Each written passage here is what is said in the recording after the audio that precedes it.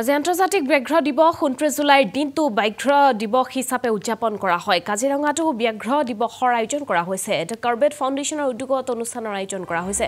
সংৰক্ষণ সজাগতাৰ অভাৱত হ্ৰাস পাইছে বাঘৰ সংখ্যা। বিশ্বজুৰি আৰম্ভ হৈছে বাঘ সংৰক্ষণৰ সজাগতা। কাজিৰঙা ৰাষ্ট্ৰীয় উদ্যানে লাভ কৰিছে বিশেষ সফলতা।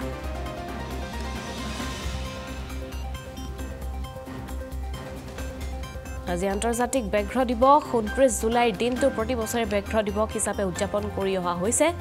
পিনে কাজিৰঙাটো ব্যাঘ্ৰ দিৱসৰ আয়োজন কৰা হৈছে। দ্য কাৰ্বেট ফাউণ্ডেশ্যনৰ উদ্যোগত বিশেষ অনুষ্ঠানৰ আয়োজন কৰা হৈছে। আজিৰ দিনটোত সংৰক্ষণ আৰু সজাগতাৰ অভাৱত ক্ৰমাৎ হ্ৰাস পাইছে বাঘৰ সংখ্যা। বিশ্বজুৰি এতিয়া আৰম্ভ হৈছে বাঘ সংৰক্ষণৰ সজাগতা। কাজিৰঙা ৰাষ্ট্ৰীয় উদ্যানেও লাভ কৰিছে বিশেষ সফলতা।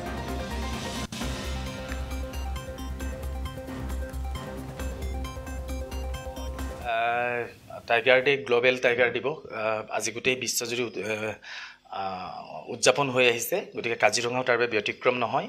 কাজিৰঙাৰ গোটেইকেইটা বনাঞ্চলতে আজি বিভিন্ন অনুষ্ঠানৰ সহযোগত বন বিভাগে এই দিৱসটি উদযাপন কৰিছে। আৰু আমি কাজিৰঙা বনাঞ্চলৰ এই কহৰাত আমি দ্য কাৰ্বেট ফাউণ্ডেশ্যনে ৰাষ্ট্ৰীয় উদ্যানৰ সহযোগত আমি এই দিৱসটি উদযাপন কৰিবলৈ আগবাঢ়িছোঁ। আৰু ইতিমধ্যে আমাৰ কেইবাটাও কাৰ্যসূচী হৈ গৈ আছে।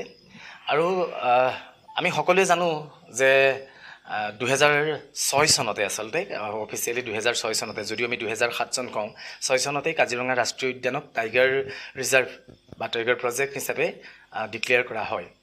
আৰু কাজিৰঙা আগতেও আমাৰ অসমৰ মানস ৰাষ্ট্ৰীয় উদ্যানক 1973 চনতে টাইগাৰ ৰিজাৰ্ভ হিচাপে ডিক্লেয়াৰ কৰি গৈছে।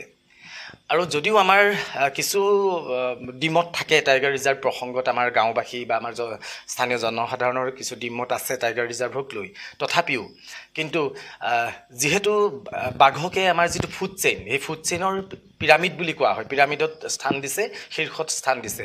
আৰু সেইকাৰণে যি আন্তঃৰাষ্ট্ৰীয় পৰ্যায়ত বাঘৰ সংৰক্ষণৰ প্ৰতি এক গুৰুত্বপূৰ্ণ বাঘৰ সংৰক্ষণৰ ভূমিকা আহি পৰিছে।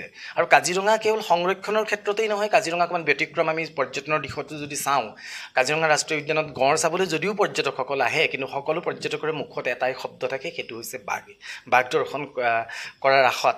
আৰু যদি আমাৰ পৰ্যটক, আমাৰ যিসকল টুৰিষ্ট গাইড থাকে বা আমাৰ জিপচি চালক থাকে, তেওঁলোকে যদি এজন টুৰিষ্টক এটা বাঘ দেখুৱাব পাৰে, তেওঁলোকেও বহুত আনন্দ অনুভৱ কৰে। আৰু সঁচা কথা ক'বলৈ গ'লে শুনিবলৈ বেয়া,